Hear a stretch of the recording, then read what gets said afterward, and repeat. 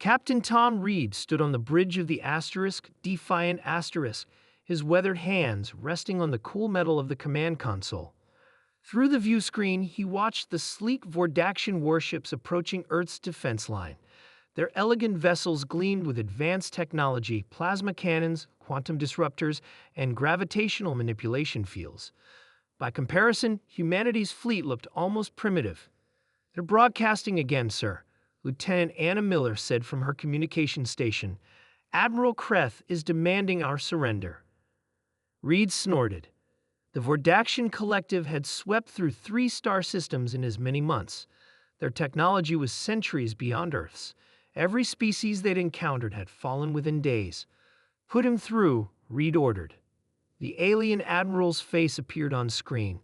Kreth's blue-tinged skin and 4 eyes might have seemed strange once, but after first contact 15 years ago, humans had grown accustomed to the diversity of galactic life. "Human Captain," Kreth's voice was mechanically translated. "Your outdated vessels and archaic weaponry cannot hope to stand against us. The collective has analyzed your capabilities. You still use Asterisk projectile weapons Asterisk and Asterisk nuclear warheads Asterisk. The rest of the galaxy abandoned such primitive tools millennia ago." Reed exchanged glances with his executive officer, Commander James Wilson.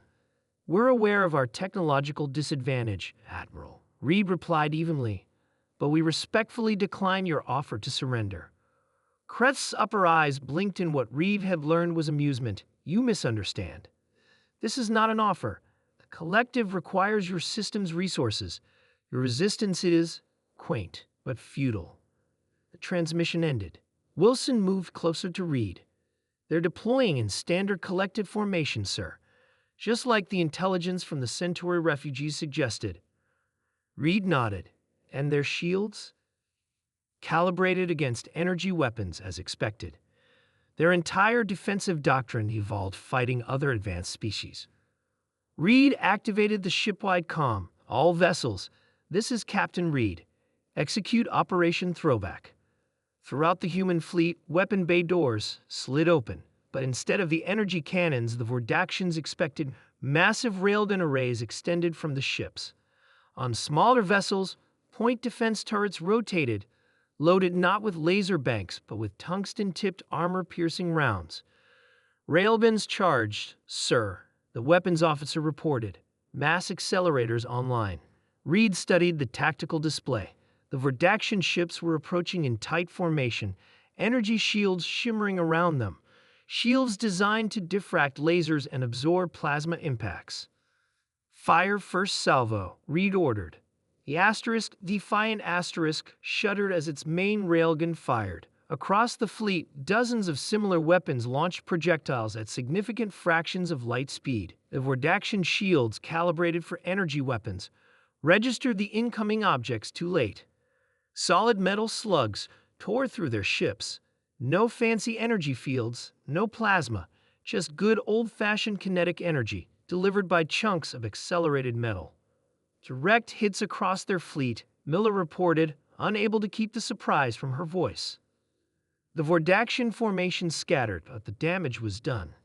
3 of their cruisers were already drifting, atmosphere venting from massive hull breaches. "Second salvo, fire," Reed commanded.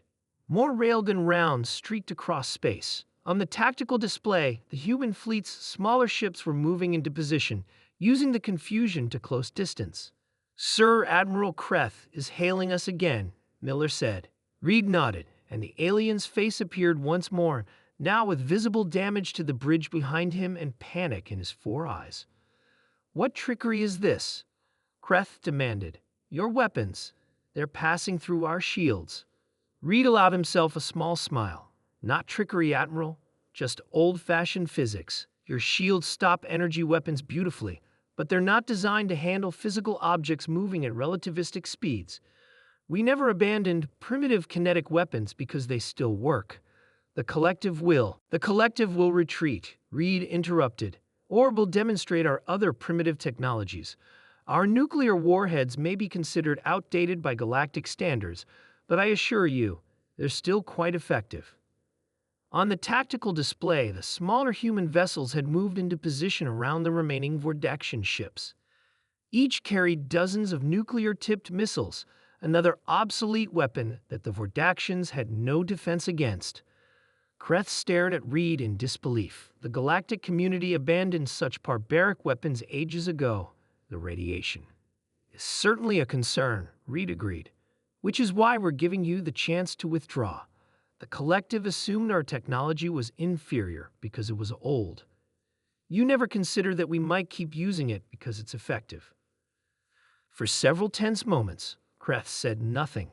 Then slowly, the remaining Vordaxian ships began to pull away. We will withdraw, Kreth said finally, but the collective will return with countermeasures. Reed nodded. We'll be waiting, Admiral. You might want to inform the collective that humans have been developing these primitive weapons for centuries. You've only just encountered the basics. After the transmission ended, Wilson approached Reed. They'll be back with defenses against kinetic weapons. Of course they will, Reed said, watching the Vordaxian fleet retreat from Earth's orbit. But they'll need to completely redesign their ships to do it. And by then, we'll have something else from our arsenal of outdated technologies to surprise them with. Reed turned from the view screen. Humanity didn't survive this long by abandoning what works, Commander. Sometimes the old ways are the best ways. As the last Vordaxian ship jumped to faster-than-light travel, Reed couldn't help but smile. The galaxy was about to learn why humans kept their ancient weapons close at hand. Some lessons were worth remembering, even in the age of the stars.